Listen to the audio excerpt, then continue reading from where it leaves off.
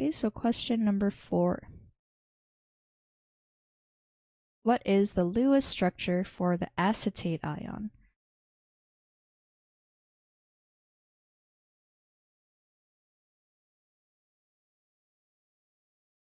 So it doesn't really show in the question, but the acetate ion has a -1 charge. So I'm just going to add that in.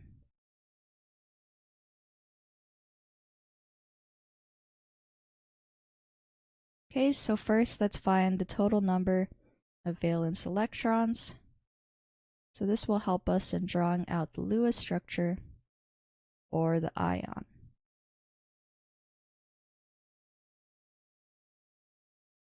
So in the case of carbon, carbon has 4 valence electrons, and there are 2 carbon atoms, so we multiply this by 2.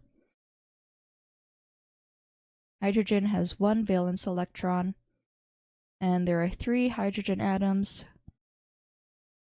so we multiply this by 3.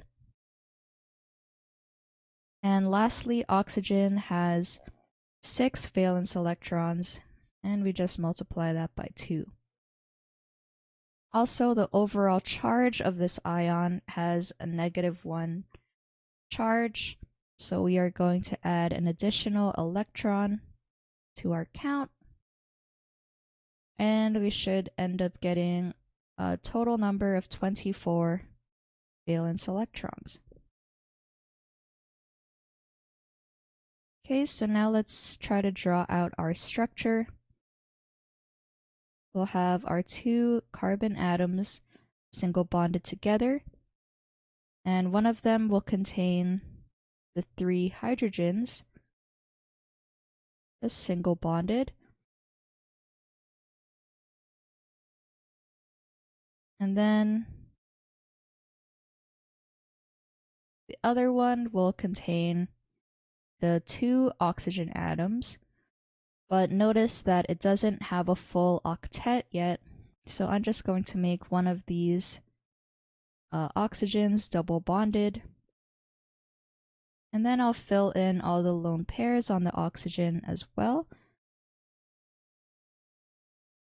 And then from here we can count out all the electrons we've drawn so far to see if it matches our total valence electron count, which is 24. So each bond contains 2 electrons. So we have 4, 7 bonds. Okay, so now I counted it all out and we have 24. So this is the following Lewis structure for the acetate ion. But notice that one of the oxygens is single bonded and the other is double bonded. So let's calculate the formal charge just for all the atoms to see if everything lines up, since the sum of our formal charges should equal the overall charge of the ion. So the equation for formal charge is equal to the number of valence electrons minus the number of non-bonding electrons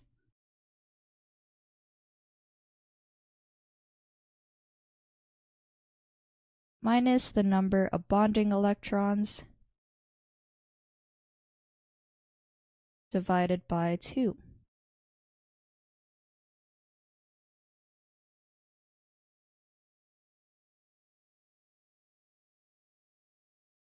Okay, so let's calculate the formal charge of all of our atoms. Let's do hydrogen first. Hydrogen has 1 valence electron.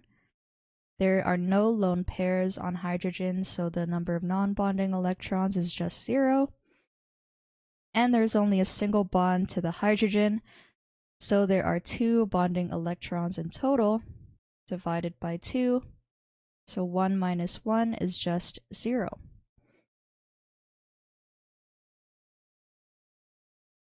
For our carbon, let me just put as a subscript carbon, I'll put CH3. just so that we know that it's the first carbon. There are 4 valence electrons and no lone pairs. And there are 4 bonds to this carbon. So 8/2. So this carbon also has a 0 formal charge. For the carbon that has the 2 oxygens, it still has 4 valence electrons, 0 non-bonding electrons, and there are still the 4 bonds attached. So this carbon is the same and has a neutral formal charge. And for the double bonded oxygen, so I'll put O double. Oxygen has 6 valence electrons. This oxygen has 4 non-bonding electrons. And it's the double bonded oxygen, so there are 4 bonding electrons in total divided by 2. So 6 minus 4 minus 2 is 0. And then lastly, for our single bonded oxygen, there are 6 valence electrons, there are 6 non-bonding electrons, and there's only the 1 single bond, so we have 2 bonding electrons divided by 2. So this oxygen is the one that will contain the -1 charge. So I'm just going to add that to our structure. So now we have the final Lewis structure for the acetate ion. So let's see what the junior tutor said. A Lewis dot structure is a representation of an atom, ion, or compound that shows how the valence electrons of the atoms are distributed as bonds, lone pairs, and sometimes radicals. So you can see they drew out their skeletal structure, made one of the carbons or one of the oxygens have the double bond, and then they added in all of the lone pairs. So now they can calculate the formal charge. So if we do the calculation, all the atoms have a 0 formal charge except for the right oxygen, which has a -1 formal charge. Yep. So this solution is correct.